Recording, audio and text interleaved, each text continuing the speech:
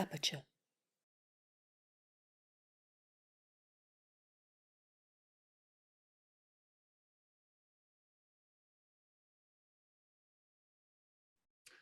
Hello, I'm Chris Boot. I'm the Executive Director at Aperture. Welcome to all of you. Thank you for joining us tonight.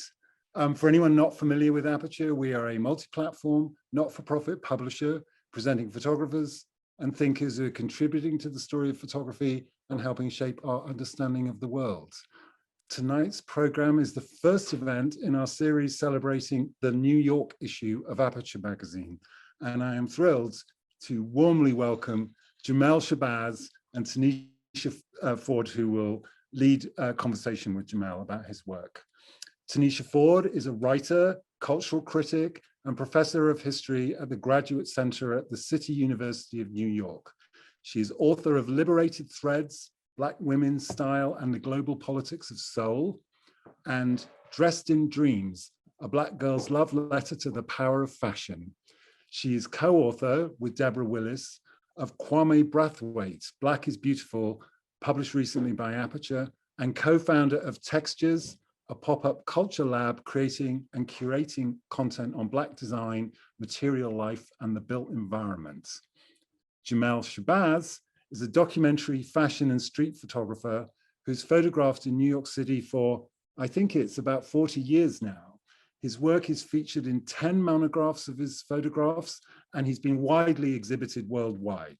His work is in the collections of the Whitney, the Studio Museum in Harlem, FIT, the National Museum of African American History and Culture, among many others.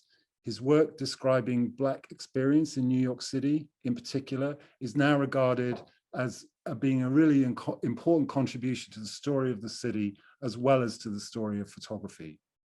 You're both old friends of Aperture at this point, and it's a great pleasure to introduce you both and to welcome you. A few words before you start. We decided to do an issue of the magazine focused on New York as a response to COVID. While building community and talking to audiences nationally and globally is really important to us, New York City is our home. And we chose this moment when the city is particularly challenged to consider photography's role in defining the city's identity and shaping our imagination for its future. This issue features an essay by Tanisha Ford, introducing a portfolio of Jamal's work. To launch the issue, we have partnered with the Rockefeller Center. Thank you everyone at the Rockefeller Center who's made this possible. It's been a great experience.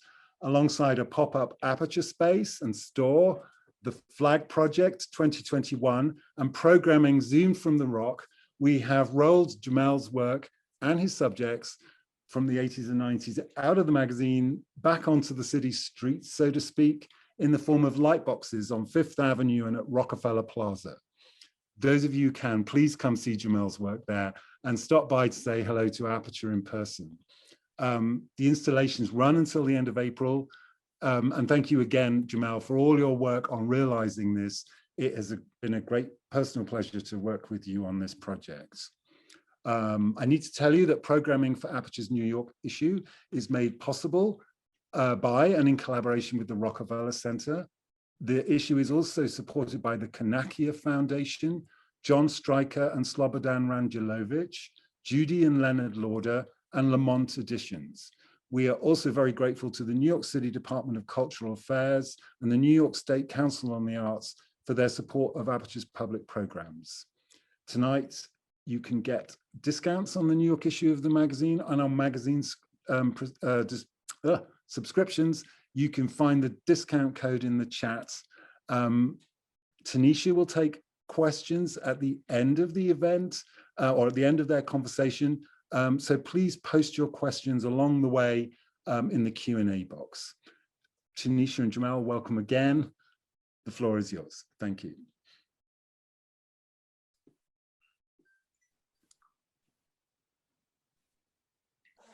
Hi, Chris. Thank you so much for that introduction. Jamel, it's so good to see your face. Oh, and I didn't tell you, you come to us live from the Rainbow Room.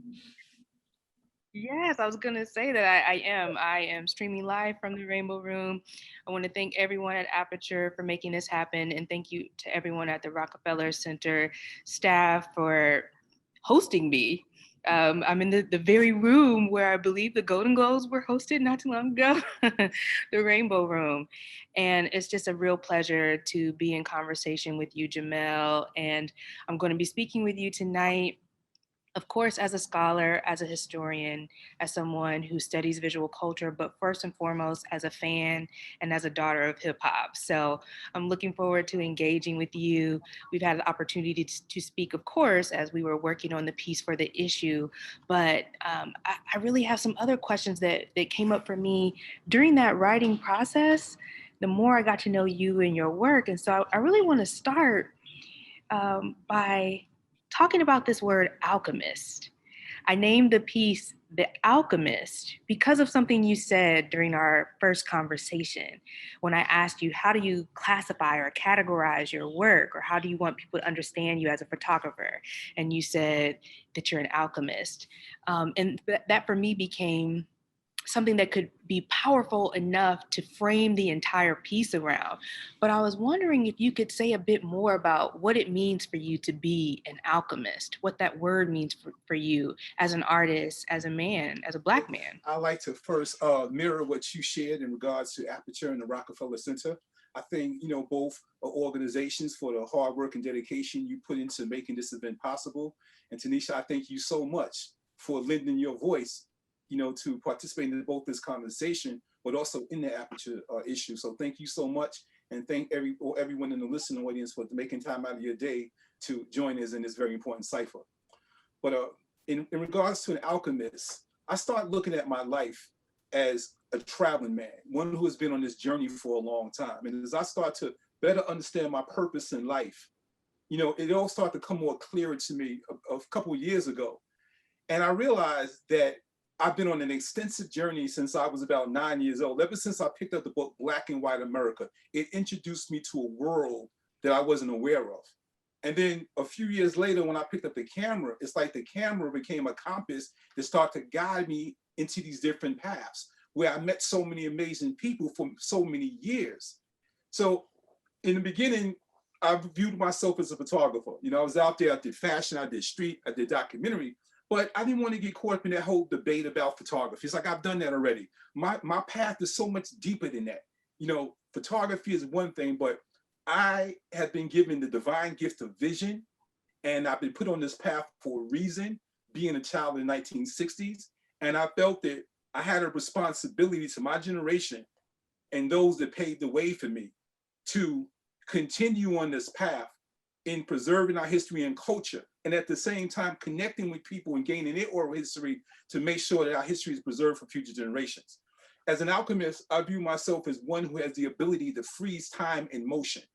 And that's what I pretty much do when I make an image. I freeze that moment, and then what's happening today, which is so incredible, I'm unfreezing these moments and sharing them to a broader audience. And now greater meaning is coming to me on why these images were taken. Now I'm reconnecting with people which I photographed. I'm learning backstories of why I met these people. And I realized that during the course of my travels, I met a lot of wise people that helped to guide me on the path. And by having their photographs, I can go back to why we met. And now 20, 30, 40 years later, it all makes so much sense to me to why we met. I didn't quite understand it at that time, but now it makes sense that we met on this path for a reason. And now in this time that we're living in, where there's been so much depth, these images now have taken on a whole new meaning. It's bringing joy into the lives of so many individuals. It's bringing closure. It's causing people to reflect. So when I speak about being an alchemist, I look at myself mainly as just being one who's been given this task, for all these years, the journey, connect with people, and contribute to the preservation of our history and culture through my craft. Yes, I knew it. As soon as I heard you say that day, I knew that there was so much depth and richness there. And several things you said really align with me in my own spirit in terms of alchemy as ancestral work, as transformation of matter. I think of African-centered cosmologies, the bending and folding of time, artistry that emerges from that kind of magic making that you're talking about. And so, yes, I say in the in the piece, you say you're an alchemist, and I believe you, and you certainly are. And so we're gonna go with that spirit as a way to guide us through our conversation tonight. So I know, and I can even tell by looking at your background, but I know that music matters a great deal to you. Yes. So let's go back in time. We're in 1960s Brooklyn, and you're in your childhood home. Yes. What song is playing, and how does that song inform young Jamel?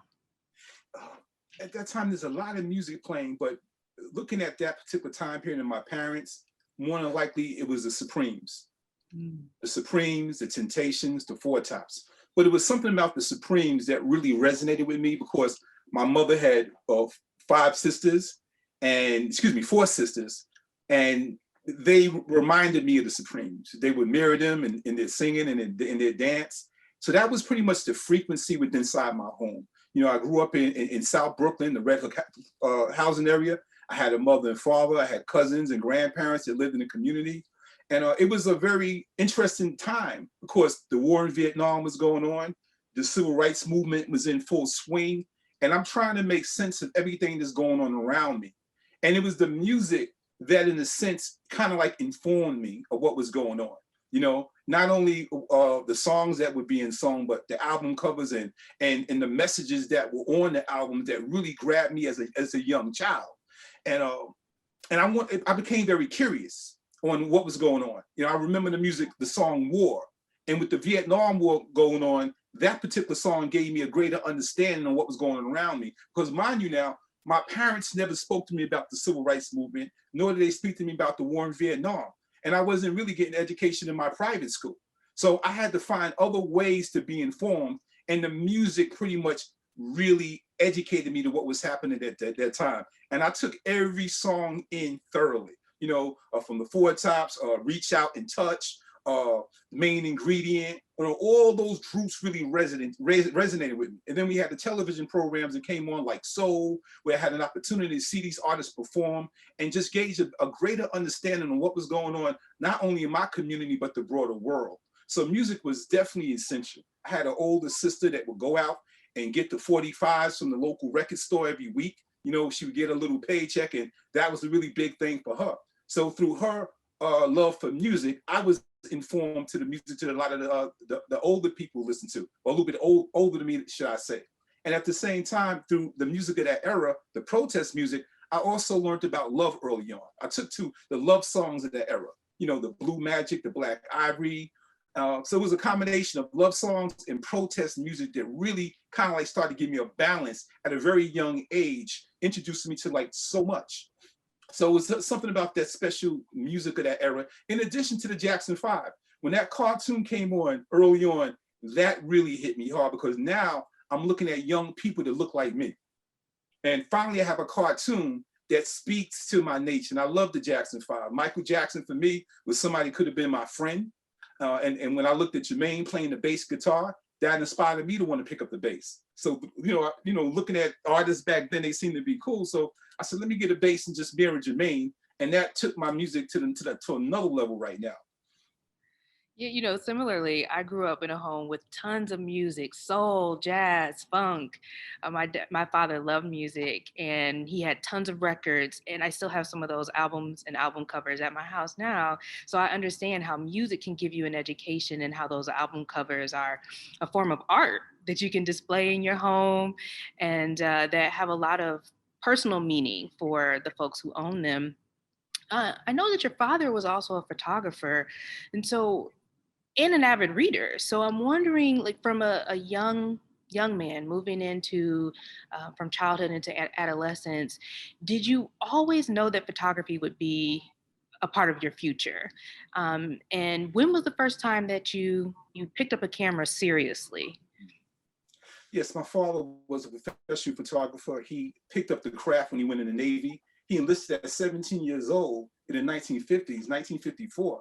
And I don't know how he was able to do it, but to be 17 years old from Brooklyn, the projects, and now you go to the Navy and you get a job as a photographer, and your role is to document the culture of that aircraft carrier that he served on. And I was always amazed behind that. And he came home with these tour books that explained his journey visually. And so from these albums, albums that were made for the ships, for the personnel, it allowed me to see his personal journey. And I was amazed behind that. And I found myself looking at these albums all the time. They were very comprehensive, dealing with the time they left Norfolk, Virginia, to the various travels throughout the Mediterranean. And through those images, I saw that my father and his crew would travel to Greece, to Italy, to Spain, to Portugal, to the Netherlands. And I was amazed behind that. And it was at that point that I started to look at my father in a very different light. You know, I looked at him as a traveling man who at a very young age had an opportunity to leave his community and venture on in a time when there was so much racism going on in America. And as I look at his photograph, in so many cases, he was the only Black man on the ship, you know, not on the ship, but in that particular unit. And it's like, we never talked about that. So it was those images that really allowed me to see into my father's life, but also what was passed on to my father. And it was something that was going on in a lot of the families. Albums were being passed on from generation to generation. So within our home, we had albums going back to the late 1800s of the family. And that was something that was really major. And my father took great pride in holding on to that album, and structuring the images, and just, you know, it was something close to his heart. And it gave me a gauge into where I came from, you know, my family roots. There was photographs from Georgia and North Carolina. And it meant a lot for me early on. So at that stage, I realized that there was something special in photography. And not necessarily at that point, me being a photographer, but I felt it was necessary for me to be an archivist and hold on to these images. I knew that one day these photographs would be passed on to me, and I would have the responsibility to preserve them and pass them on to the next generation. But I didn't pick up my first camera until maybe 1974. And that was a very interesting journey, because I often speak about being inspired by a young man that was in a gang in the neighborhood. And growing up in Brooklyn back in the 70s, we had a serious gang problem. You know, we had a gang called the Tomahawks and the Jolly Stompers, the Pearls. And through a good friend of mine, he took me to his cousin's house, who happened to hold a high position in a gang called the Jolly Stompers. And in going there as a young 14, 15-year-old kid, I remember looking at his photo albums, very much like what I would have right now. And it was photographs of the gang. And it wasn't the traditional gang that we're accustomed to seeing with cut-off jean jackets with names on the background. What made this particular gang unique to me was the fact that they wore beaver hats, they wore Kangos, they had slacks, they were clean Playboy shoes on, and they were upright men. And I was drawn towards that and seeing those images. And I've never seen anything that would mirror that, other than some of the images I would go in the mirror later on. But in seeing that work at that young age, I was hooked. And I left this home excited. I went back home. I took my mother's 126 camera. She had a 126 and a 110 that she would just, you know, use to shoot random parties. I picked it up and I went on to photograph my friends, trying to mirror what I saw. So at that time, I was about 14 years old. And that's where the vision came from. And I never had an opportunity to thank him. And tragically, he would die a number of years ago, because one of the things I wanted to do, being I speak about his work so often, was get those albums and turn them into a book, because those photographs were utterly incredible, because the neighborhood in which I came from was a mix between African-American and Caribbean. So those two cultures merged and forged this incredible style, you know, where you had guys that would introduce the Kango hat from London, the London fog trench coats. Then you had the African Americans or the Panamanians would bring the gold teeth. So it was this clash of cultures that created one unique style within this particular game. And it just fascinated me. So that's where my idea came to be a photographer and start documenting my associates. I love how you speak. You paint pictures with your words, even. I can just imagine the fly guys, you know, with their gear on. I love it. Um, so you're saying that you were around 14 when you first picked up your mother's camera and started to shoot around. And it wasn't long after that that you left home for Germany, Yes. for the military. And during our conversation, you said another thing for me that really stuck with me. And that was, for practically everybody who was in the military, a camera was the biggest thing to have. Can you talk a little bit more about your camera as an essential tool for you as you were in the Army, stationed in Germany, and traveling throughout, meeting people from all over the country who were also enlisted at that time with you? Yes. Well, I decided at 16 years old to go into the military because my parents had divorced and we went from having a stable household to having an imbalance right now. And I didn't want to be a burden to them.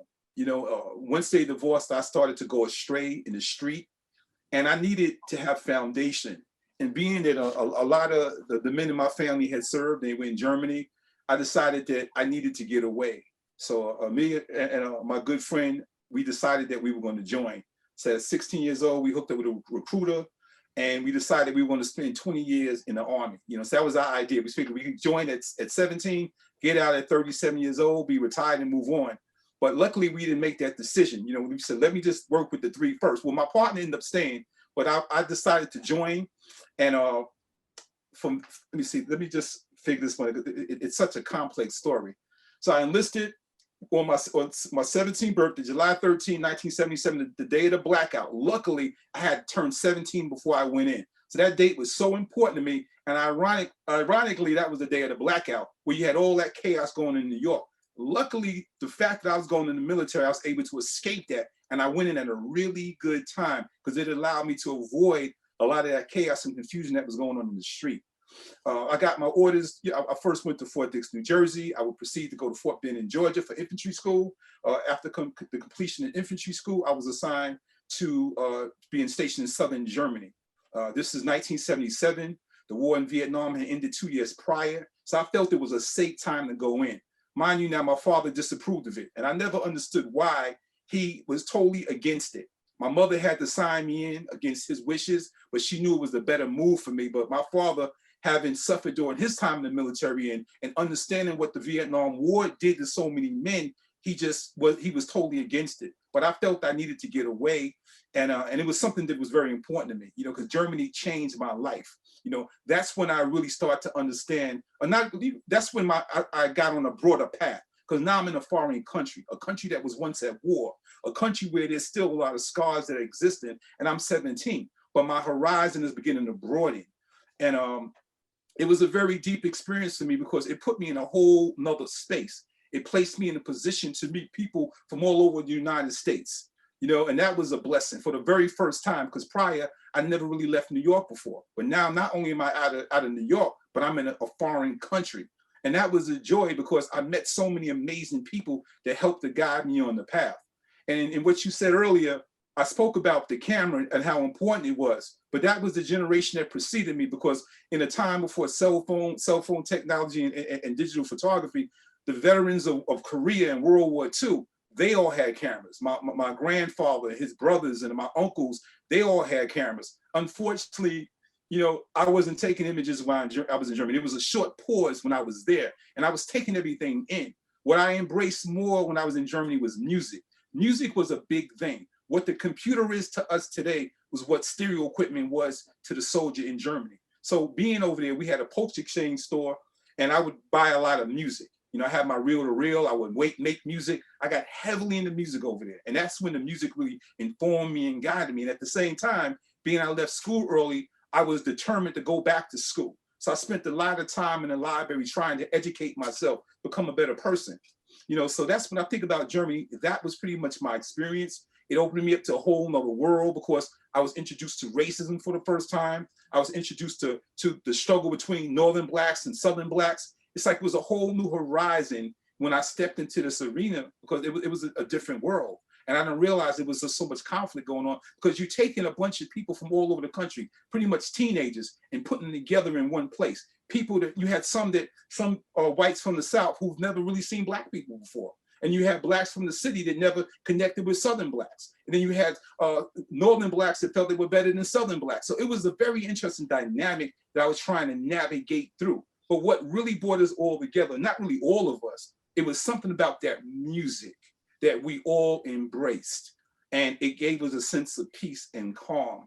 And that allowed me to survive. And at the same time, I have to say, because it's real, we had an epidemic. There was a lot of drugs over in Germany. We were close to Amsterdam. So, a lot of hash was coming through, and heroin was over there. And there was a lot of problems. So I'm very fortunate that I met a young man when I first got there who didn't smoke, he didn't drink. He was a photographer, he worked out.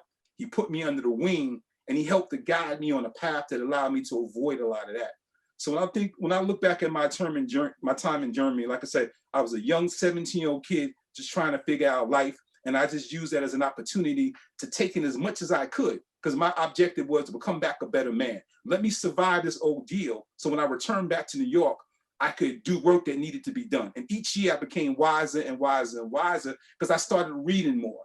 And it's in Germany that hip hop was first introduced to me. Because what people don't really realize about the military life, partying is like a big thing over there. You know, the music scene is major, the whole club scene. So I'll never forget when hip hop the first time I ever heard Rappers Delight was in Germany, you know, and that was transformative, you know, in terms of, because now to me, it resonated, because prior to that I was listening to jazz and a lot of R&B, but now I'm hearing music from my hometown, and that meant a whole lot to me. So when I look back at that time, I think about the Funky 4+1 and Rappers Delight and that good music that came out of that area. And I still have all of my real taste from Germany. I have my journals that I've written. I have all my letters. Germany will always be a very close, a very special place in my heart, due to the fact that, you know, I spent some of my young years coming of age, you know, in that very unique culture, military society.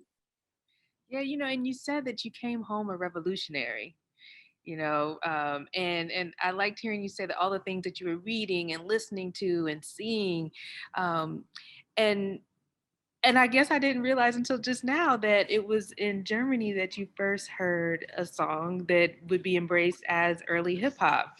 Although you are often credited with chronicling the early years of hip hop in Brooklyn through your photography. So I'm wondering, when you came home from the army and you decide to pick up a camera, um, tell me, like, could you sense that something was changing on the horizon? Could you sense that there was a big cultural shift happening, and that, you know, and what was inspiring you, if so, what was inspiring you to go out there and capture that shift through your lens? I think a few things happened. When I was in Germany, I was introduced to the Black arts movement. You know, I read a book called We Speak as Liberators. And it's there I learned about Sonia Sanchez, the Mary Baraka, Hakimata Booty. And I understood then the power of art and how it could be transformative. And so I was taking that in. I was listening to a lot of reggae music that was very conscious. And I started to actually listen to a lot of conscious music that caused me to just think differently. And at the same time, I'm receiving letters from home informing me that young men I knew had been murdered. And that really pained me greatly, because these were young men that I knew very well. They were my good friends' younger brothers, and they were being murdered senselessly. So this was preparing me for what I was coming home to, but I had no idea it was that bad. So when I arrived back to Brooklyn during the summer of 1980, there was a war going on, and I had no idea it was that big. A good friend of mine had got shot a few months earlier, and there was just a lot of conflict going on in the community. And you know, prior to that, we were all one. You know, we all went to junior high school and high school with each other, but within that short amount of time which I was gone, something bad had happened, and I was bothered behind that. And it's so deep, because with the photograph of the young man that opened up the screen with the two-piece suit on in the jury, he was a good friend of mine who lived around the corner from me. His name was Carol. And Carol was a really good guy. He was a little younger than me, and he was really coming up. And I admired him. And he's one of the first guys I met when I came back on the block. And we used to talk all the time. Unbeknownst to me, a few months earlier, he was in conflict with other guys that I knew very well. And they would come to my house, and I had no idea all this conflict was existing. And it was everywhere. It was all these pockets of conflict amongst kids that were once friends years ago. And I'm bothered behind that right now. I'm hearing all the hatred. I'm hearing young men talk about revenge behind earlier incidents. And it just bothered me, because here I'm coming back optimistic, you know, with a desire to engage and take photographs and move on. But it's all this tension that is going on. And I felt that now I have to be a voice, and I have to act as a big brother and try to talk to these young men to get a sense of what's going on. And when I think about the vibration, the musical frequency of that time, it's Marvin Gaye. It's the song "What's Happening, Brother," and what's happening, because that's what I felt. I just got back on the scene. I want to know what's going on. And all the reports were just troubling to me. Practically all of my friends were talking about revenge, because now me and my partner, who I went in the army with, we come home together. And we used to talk all the time. Unbeknownst to me, a few months earlier, he was in conflict with other guys that I knew very well. And they would come to my house, and I had no idea all this conflict was existing. And it was everywhere. It was all these pockets of conflict amongst kids that were once friends years ago. And I'm bothered behind that right now. I'm hearing all the hatred. I'm hearing young men talk about revenge, because now me and my partner, who I went in the army with, we come home together. We're military trained. And now these guys want to tap into what we know to go out there and inflict harm to other guys that we know. And I said, this can't happen. So I felt the need to now take my camera out there and just start reconnecting with young people by taking their photographs. And as they posing for me, I'm engaging, like, what's going on out here? And they would inform me about it. So my mission started to change from just taking photographs to now trying to be a guide and a teacher. You know, one of the gifts that I learned in Germany was I was taught how to play chess. So I saw chess as a science that was needed amongst young people, because what chess is, it's warfare, but it's the warfare of the mind. And it's learning how to make right choices in life, understanding the importance of sacrifice, understanding the importance of having a deeper vision and purpose in life. So one of the things I would do, I would have a lot of these young guys come to my apartment, because now I'm home, I got my stereo equipment, I got my music, I got stories, and a lot of the young would gravitate towards wanting to just spend time with me. So I would introduce them to the music I had, and I had the nice stereo equipment. I would teach them how to play chess, but I would put them under the wing because I needed them to help me make a difference out here. We got a war going on, and I need you to be one of the peacemakers to try to transform this thing here. And that's what it was all about. You know, and fortunately for me, I lived with my father. You know, my parents had divorced, but now I got that one-on-one time with him as a man. So he's helping to guide and prepare me for the streets. And he taught me photography. I had my darkroom set up. And what was so deep about coming back to America was an enemy who became a friend gave me an enlarger. So that's just so how deep that was. We were enemies prior to going in the military. I come home and he sees my camera. We make amends. He says, I got something for you. So dealing with the science of being an alchemist, he gives me such a great gift. He gives me an enlarger. And through that enlarger, I'm now able to print my own work in my darkroom. And it would help propel me on my path. And just a few, he put down a camera for selling cocaine, and he would eventually get murdered. So that's how bad it was. And at the same time, I came home to the AIDS epidemic, and then crack was on the horizon. So it's all these elements that were going on. And I felt that I needed to be a messenger. I felt that I needed to raise my voice and get a sense of what was going on. So I just started traveling throughout Brooklyn, just traveling on foot. You know, being in the military, I was accustomed to long road marches, so I still had that discipline. I was running all the time, and I would get some of my partners and train them. And we would take to the streets just trying to talk to young people about what was going on out there and how we could try to make a better society.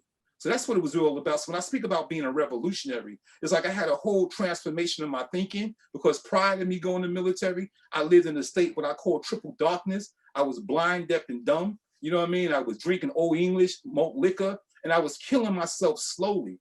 But my time in Germany allowed me to decompress and reevaluate my life and have clarity on what it is I needed to do to make a difference in life at the age of 20. Yeah, and that just speaks to the many shapes and forms that activism takes, and the centrality of art and artistic expression as it relates to community engagement, making a change and impacting the spaces that have launched us. For me, I had a similar experience after I graduated from college, and I went home to teach at a school in the same community where I grew up, and to see the young kids there and see the challenges that they were facing, which were similar to my own coming of age in the 1980s, but they also had a different set of issues, you know? And so I can relate to that feeling of going back home and seeing a space that is rapidly changing, and knowing that there's some kind of, you know, indelible impact you want to make in that space. And so I applaud you for not only having the vision, but for carrying it through and doing so consistently for so many years, as you also held down a full-time job. So tell me a little bit about how your craft, your photography, existed alongside the rest of your life as a working man who's also trying to provide. Well, one of the things that my father told me early on, as I started to really embrace photography, was he said, carry your camera everywhere you go. And I took that in. And it was some of the best advice that he's ever given me, because every job I had, I brought my camera with me. And one of the very first jobs that I had when I came home was I worked security in one of the largest homeless shelters in New York City, Ward's Island. And that really it helped to inform my purpose in life, because I've never seen anything like this before in my life. Yeah, I'm returning back to America after serving in the military, and I'm coming back to poverty and addiction and mental illness, and I'm working in this space.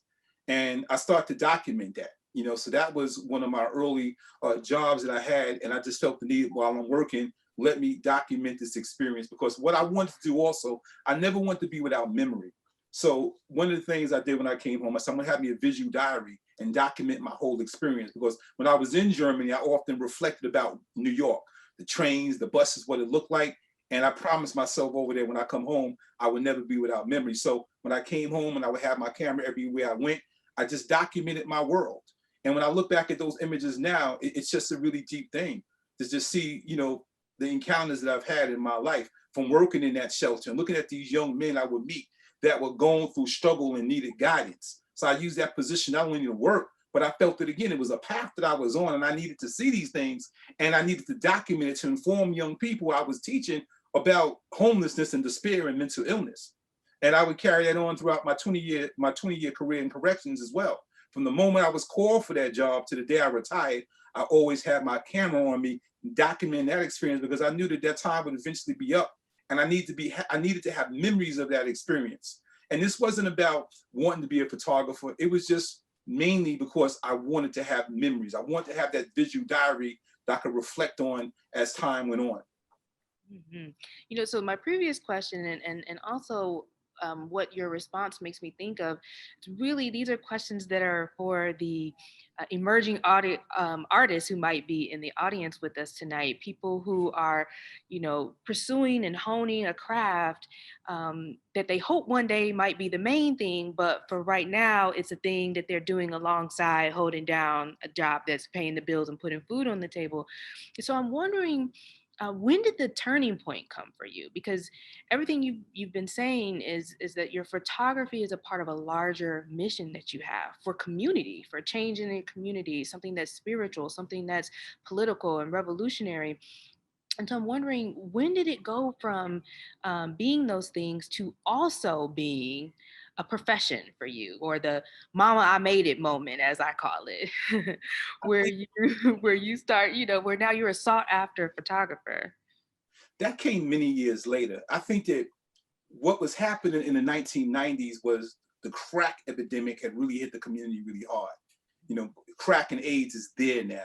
And working in the jail, I'm seeing it, and I'm paying behind the things which I'm seeing. I'm looking at people that I once knew that stood erect, and had beautiful glows. Now they had fallen, into the depths of crack and addiction, and I was bothered behind that. So I used to have conversations with some of my coworkers about who grew up in my generation about back in the days and how things were, how we dressed, how we looked, the pride that we took within ourselves. And it became these conversations. And then I decided, in looking at magazines like The Source and Vibe, that these were great publications, but there was something missing. The common everyday people were not in these publications. So I decided to go to them. I went to Vibe magazine and Source, and I introduced my work. And the Source magazine was really great because I'm in the elevator. I don't know nobody. I'm not making no appointment. I'm actually on my lunch break with my portfolio of these cheap laser copy prints. And I felt that I had something. And I'll never forget, I met a young man in the elevator by the name of Eric Russ, who worked for the Source. He didn't know me. He saw my portfolio, and he said, "What you got there?" He pulled me to the side. I showed him my work. He says, "This is perfect. This is what we're looking for." He says, "We're going to put this in our 100th issue." And sure enough, about 6 months later, they gave me maybe like a 12-page spread showcasing nothing but Brooklyn. Not really Brooklyn and Harlem and Little Queens. And I figured it would do well locally.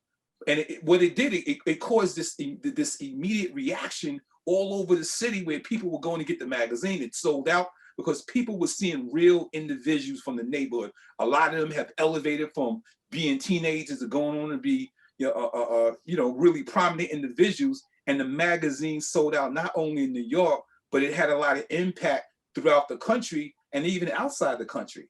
And then I decided, okay, if this publication can do that well, let me go to one of the local publishing houses and see what I have. So just like The Source, I went to Powerhouse Books, which was located in Lower Manhattan, no appointment, just knocked on the door on my lunch break. showed them a portfolio of images to an individual by the name of Craig Cohen.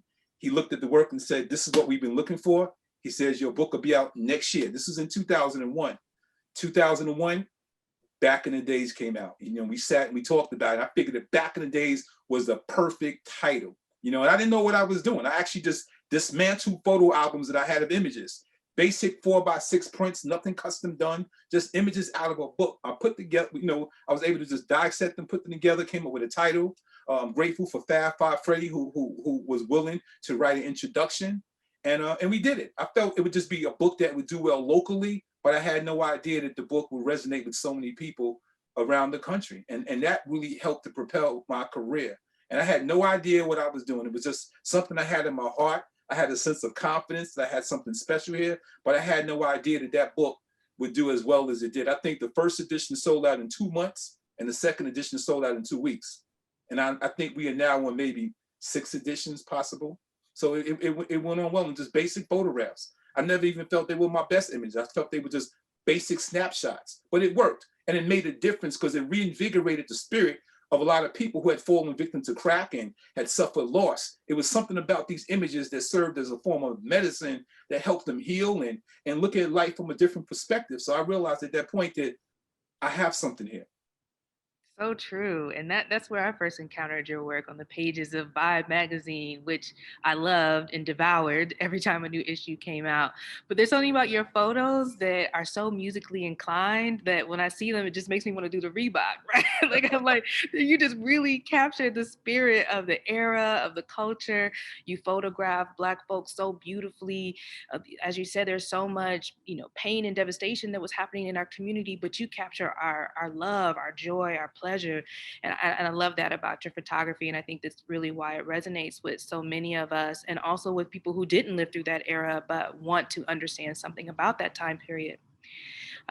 We're living through a very devastating pandemic. In fact, this is the first time I've been outside of my house or some place that I was calling home at the moment without a mask. And it feels quite bizarre, I must be honest.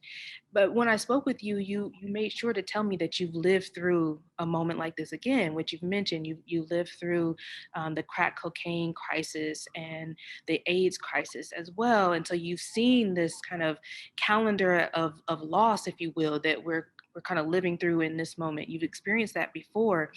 And so I would love to hear you talk a little bit about what it means for you to go through your archive in a moment like this, when there's so many parallels that you've already lived through that your photographs capture so powerfully.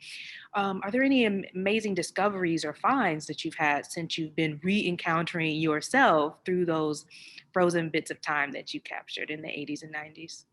It's been an amazing journey. I have to say that the COVID lockdown slowed me down and put me in a position to finally unpack my bags and reevaluate all the gifts on my journey. Because prior to that, I really didn't have time. I was scheduled to do a lot of traveling. So when the COVID first hit, now I'm home and I got a new scanner and I started scanning. And sis, it was an incredible journey. I was able to time travel back to the 70s and 80s and relive moments that I had no memory of. Most of my images that are in albums, I know very well because I see them often. When I started scanning negatives, I'm seeing images I had no knowledge of at all. And they were really great memories. And what it did, it stimulated so much thought within my mind about my encounters and people I met. And I was able to go back into time and relive these moments. And it meant a lot to me because each picture became a piece of a puzzle of my life. I was able to go back and look at the people I met, the places I went to. And it gave me a sense of inner peace during a time in which there's so much uncertainty going on, even not only with the COVID, but with the president at that time and all the tension and hatred that was going on in America and the police brutality and the protests. It was a very difficult time. So I found that my images served as a form of medicine that allowed me to heal by going back into time and having a better understanding on why I'm doing what I'm doing. What made it even special was the fact now, due to my social media feeds, I'm able to bring joy in the lives of so many people because now I'm connected with these people I photograph and I'm sharing them on all the platforms right now. So now people are seeing photographs of themselves that they've never seen before, and it made them feel good. So when I look at what D Nice is doing with DJing and playing the music online on Instagram, I said, okay, let me use my social media platform to flood it with images to bring joy in the lives of people in reflection. And it went beyond anything I could have ever imagined, because so many people started writing me and saying, that's me, that's my mother, that's my father, that's my brother. One person I posted a picture on one day, and a husband reached out to me and said, my wife died of COVID just last week, and I needed to see this image. A young woman wrote me and said that you have a picture of my father and his two sons, and both his sons got murdered years later. My father hurts behind that, so he needed to see these photographs. I started to realize that my work was making a difference. So I think that that was a part of my journey, that now this is a new path, that I no longer have to go into the streets and make images. I could just take the existing work that I've been documenting for about 45 years, and now I have this wonderful platform of social media to spread the love, to spread the images, and in hopes that it will bring joy and help with the healing process during these very troubling times. And I think that it did that, because not a day goes by where I don't receive a communication from someone who's either in the photograph or they can identify with it, and it touches them in some form or fashion. Just yesterday, a group of young kids from Mexico wrote me, and they sent me a picture. They're looking at my book back in the days, and they from Mexico. They got kangos on and gazelles, and I was blown away behind that. I got a message not too long ago from Greece and Australia, and people are showing me back in the days. I would have never in my life imagined that my work would resonate with people outside this city, much less this country. Mm. You know, that is so powerful to hear you say that, because I feel like I don't use social media very well at all, and you use it masterfully. I mean, I love going onto your Instagram feed in particular and seeing how you curate your images and the kinds of conversations that they generate. So speaking of conversations, we're going to pivot to the Q&A portion of our conversation. And I'm going to encourage people to consider to continue to put your questions in the Q&A box. And we're going to engage some of these questions. So actually, Michael Famaghetti of Aperture had a similar question that I just asked. So thank you for addressing that one, not only for me, but for Michael as well. We have a question here from Gabrielle, who says, hello. Hey, Gabrielle. What is your thought process on choosing subjects for your photography? That's a great question. I like to first represent people in my community that I know, people who have purpose, people who are trying to make a difference. So I want to highlight them. You know, that's very important to me. You know, fashion is one thing, but I try to put people in my books that may not even be here.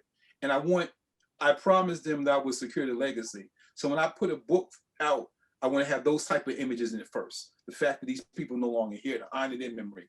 And then I look for images that say something, that speak to the time. You know, most people know me for my pose images, but there are other images that have messages in it.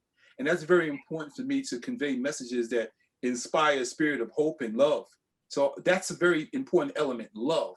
So you see couples, you see embracing, you see families, you see fathers and sons, you see mothers and daughters. You know, it's very important that I curate images that really are profound and say something. Because another lesson that my fathers shared with me early on, that your images got to say something. You know, it's very important that you just don't take a snapshot. You want an image that makes a statement. So I always strive to project images or present images that say something.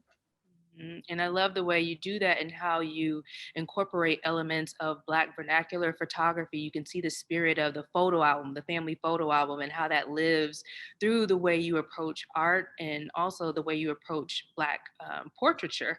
And in doing so, the way you kind of change the boundaries of what we understand portraiture to be and how it should look. And I appreciate that about your work. We have a question here from Theo, who asked, Theo, how are you? Theo asks, how do you impart upon digital generations the import and impact of the printed image, images of visual culture, and then perhaps even other forms of material culture? I think that those that are embracing the photography, the essence, I think you should learn the root of photography, you know, understanding how to use a manual camera, understanding light and speed. That's very important because photography has never been easier now, where you can get a camera, put on automatic and just point and shoot. For those who, and there's nothing wrong with that, because the key is to be able to just capture that moment. And that's what's important, even if you use your cell phone. But I feel at this time, it's all good, regardless of what you do. What's most important now is to capture that moment in time. So whoever it is, if you see something that's important, document that image. If it's with your cell phone and you're able to take a really great photograph using it, document that. When we look at the George Floyd trial and the fact that you had a novice person with a cell phone that was able to get that video, luckily they did, because they were able to capture a moment that will go around the world and produce conversations that we need right now. So at this point, whatever you use, because I've transitioned for many years. It took me a while to embrace digital photography, but I started saying, wait a minute, this is a great tool to further communicate with people. Because it's one thing when you approach someone on the street with a manual camera and say, can I take your photograph? You convince them, they say they can. But as time went on, they want to see that image. And then there's a side of me that I get great joy in taking your photograph, turn around and letting you see it in real time and seeing that smile in your face of approval. I love the fact now I don't have to go to a lab and get work developed. I can now make images, upload them, and send them to you. And I enjoy that. So I embrace digital photography, and it's not really the camera, it's the eye and the vision that is most important. Yeah, and I'm going to use my smartphone to go outside after we're done here to take some images of your light boxes. I hear they look fantabulous at night, so I can't wait to do that. We have a question from Roy. What's your favorite film camera and why? And are you still using the Contax G? All right. I'll say that it was the Contax G. I liked that camera. It was light, it was compact. For many years, I rode with my girl over here, and I still can't believe that for years, I rode with this big, heavy camera around my neck, this Contax 645, where I did a lot of my work. But I did it for years as a street photographer, for the lack of a better word. But now I'm lightweight, and I roll with my Contax. And normally I carry two cameras with me. I carry my little digital camera, and I carry my Contax because I still like the look of film, especially black and white film. So, but I don't really go out that much, but I still like to have equipment just in case I see that decisive moment that I need to capture. So Contax G2 is still my baby. So Manuel asked, hi, your passion is inspiring. My question would be, after witnessing how the whole industry has changed, especially last year, if you were starting now, what would you do different? What would you have done in the past to put your work out? What would you have done differently from what you had done in the past to put your work out? I don't think I would have done anything differently, because I think that I was very fortunate that I had a plan. As one that plays chess, I understood strategy and preparation. And it worked really accordingly, because I wasn't ready for it. Even when my first book dropped, I wasn't ready for that, because that transition from officer to photographer was very complicated. I think I just really came to terms with it last year, but it was hard. So I think that everything went according to time, and so I don't think that I would have really done anything different, because I don't seek any fame or fortune. I don't want that at all. But what happened with my book back in the days, it immediately put me on the spotlight, and I wasn't ready for none of that. So I could just say, in retrospect, I would have made it a point to try to get a mentor to guide me, to prepare me for all the things I would endure. Unfortunately, my father had passed away, so I had no guidance. I didn't really understand how this worked. But I would have, in retrospect again, I would have tried to find an elder photographer, who can try kind of like inform me of this very difficult path. And I never really had that. There was really no one there to guide me, back when I was coming up. Fortunately for me, I would spend a lot of time in bookstores and study the work of other photographers. And I shared with you in the interview, it was through Gordon Parks' work that he gave me a template on how to go about this thing here, to do the documentary, the fashion, the street. That was it. And I said, everything that Gordon did, I want to do. That was the perfect example. So, and luckily I was able to do that early on. So it informed my career. So the only thing I would have done differently is just, like I said, try to find somebody to just put me under the wing and put me in the path to prepare me for all those obstacles I had to face.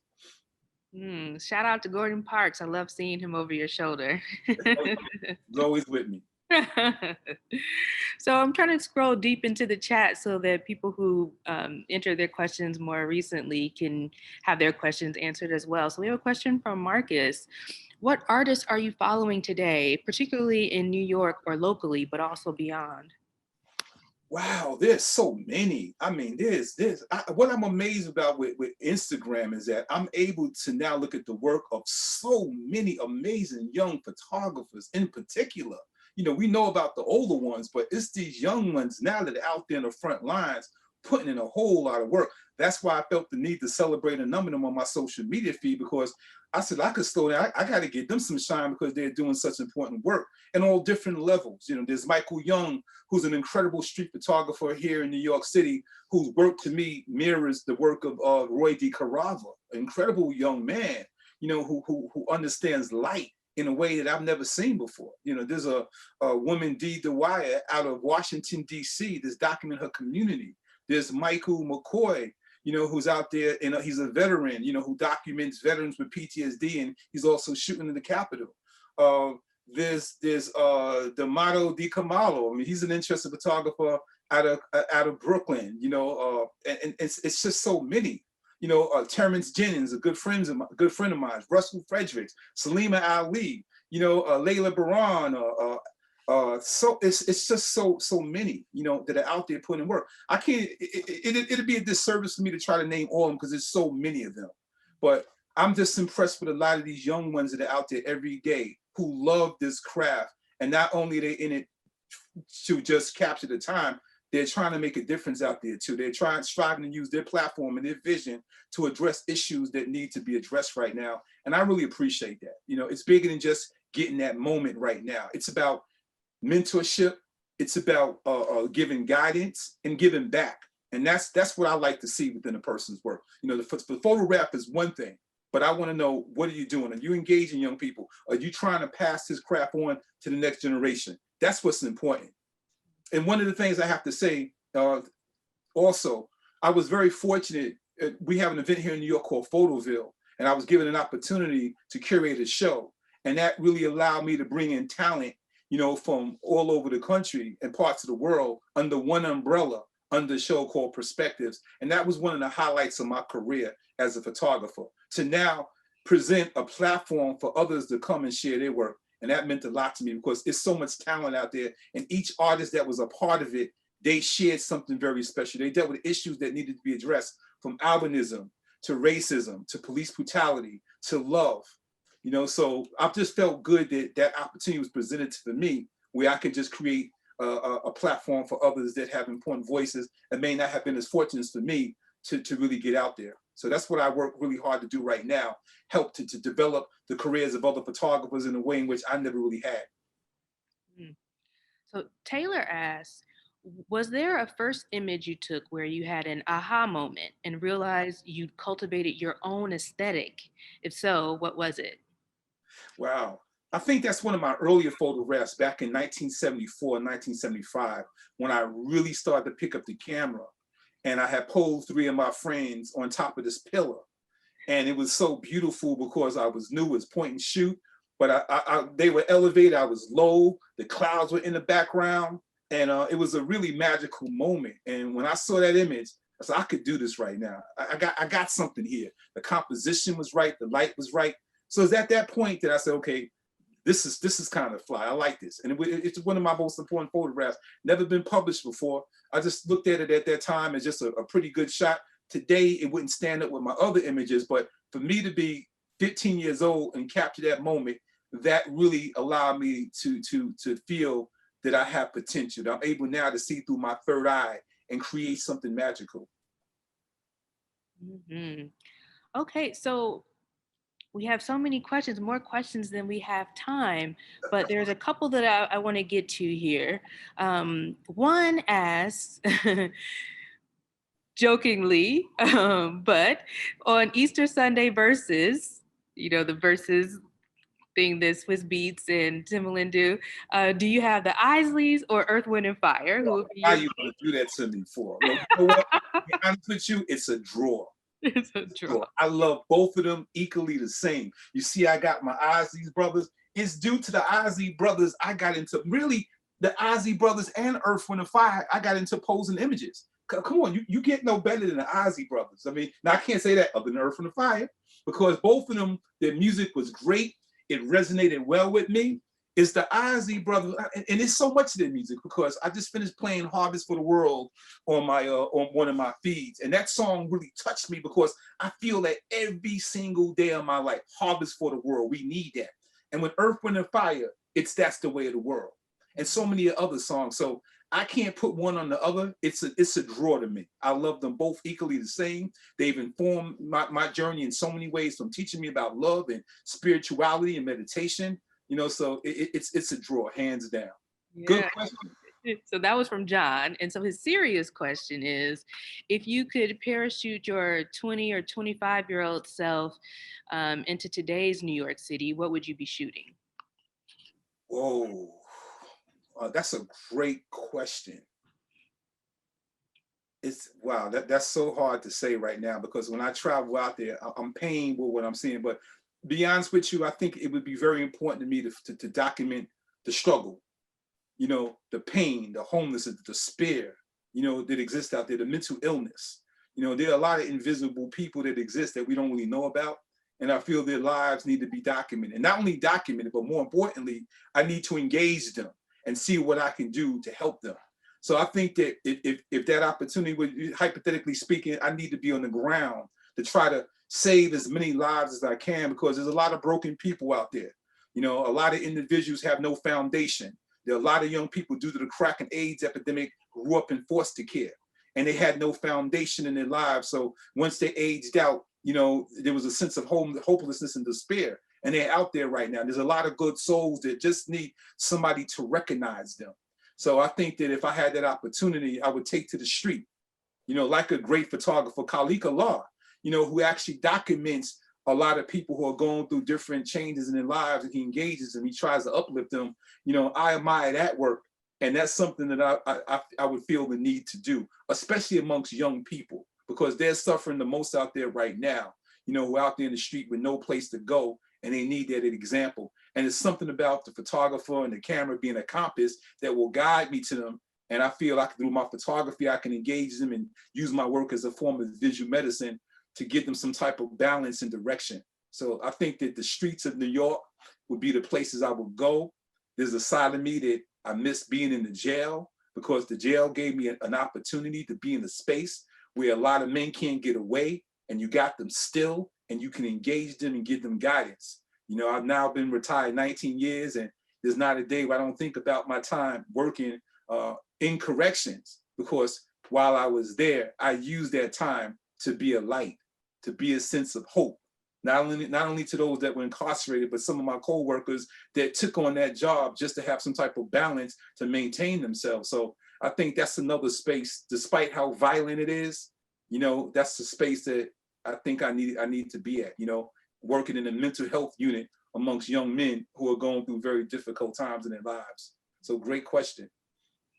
So I think this question is a perfect place for us to end the evening with, and it's a question from Sasha, who says, "Hi, Tanisha and Jamel. My name is Sasha.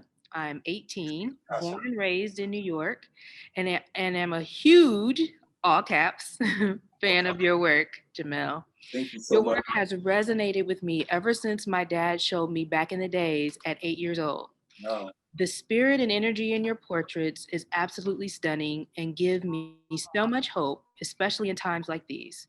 I'm wondering how you think the feel of the city has changed since the 1980s, and if it's for the better or for the worse." Well, thank you so much for that great question. And please do extend the greetings to your father for me. That means a lot to me to know that he shared my work with you, and it would touch you in such a way. It's very difficult right now, to be honest with you. And I find it really hard to deal with when I go out to live in a society now where people are wearing masks and you can't feel their essence. It's a time now where people are very paranoid and unsure of each other, and they're distancing themselves from each other, a time where people are not shaking hands and embracing. It bothers me, because I came from a very different place. When we would see one another, we could look into each other's eyes. When you saw a friend, or when you make a new friend, you would shake his hand and embrace him. we're away from that right now, and it doesn't feel right. You know, there's times in which I'm out in the street, I just want to come home because I can't take it. I'm affected psychologically, you know, with having to wear a mask and not being able to really communicate in the manner in which I've been doing for so long. You know, so I don't really like what I see right now. I know that there's a lot of loss. You know, a number of my friends have passed away, and their children are out there right now going through different hardships, and I worry about them. And so many others have lost a lot of loved ones. You know, you have a lot of people are now being evicted from their homes. And I'm really paying behind what I'm seeing and feeling right now. You know, so what gives me a sense of inner peace is to be home and to once again use my social media platform as a space to try to inspire a spirit of love and hope through both the images in which I share my own, but the work of others and the music I share, you know, to kind of like bring a sense of hope at the same time. But I don't really like what I see. It's very painful for me.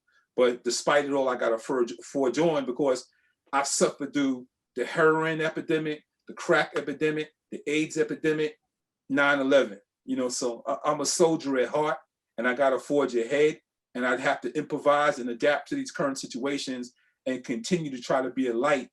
But more importantly, to raise up the next generation of visionaries who have to endure this. You know, I have the liberty that I'm retired, that it's all optional for me right now. But for the next generation of visionaries coming up, this is the world that they got to deal with. So I strive now to be a big brother to them and to give them a sense of guidance and direction to help them navigate through it in hopes that they could use their craft and position to make this world a better place. Well, there he is, the alchemist. Thank you, Jamel, for your generosity of time and spirit. This has been an amazing conversation.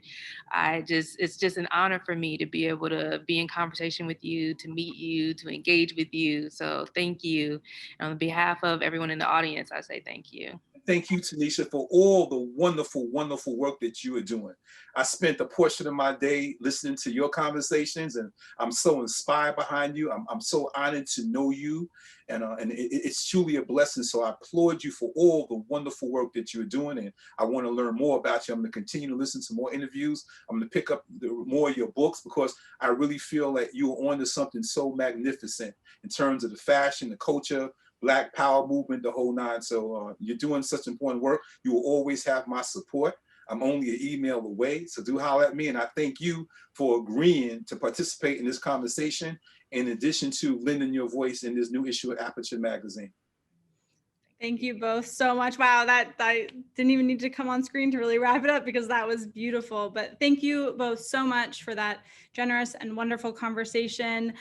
Jamal, I know personally I'm always inspired by your work, and Tanisha, the writing and the issue is truly beautiful. Everyone in the audience, thank you for joining us for the first event kicking off our series of programming. Please check out our website, aperture.org, to see the other programs, and make sure if you are up for it to take a trip to Rockefeller Center to see Jamel's work. And it's open until April 30th, I believe. And we have a pop-up store too, where you can get a copy of the issue of the magazine. Thank you all again. Thank you so much, Tanisha. Thank you so much, Jamel. I hope you both have a great night. Thanks, everyone. Thank you so much. Take care. Thank everybody. I thank everyone for tuning in.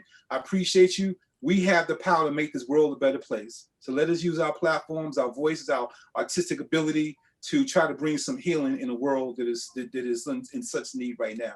So thank you all. Thank you, Aperture, Rockefeller Center, Tanisha, and once again, the listening audience. Be well. Thank you. Good night. All right.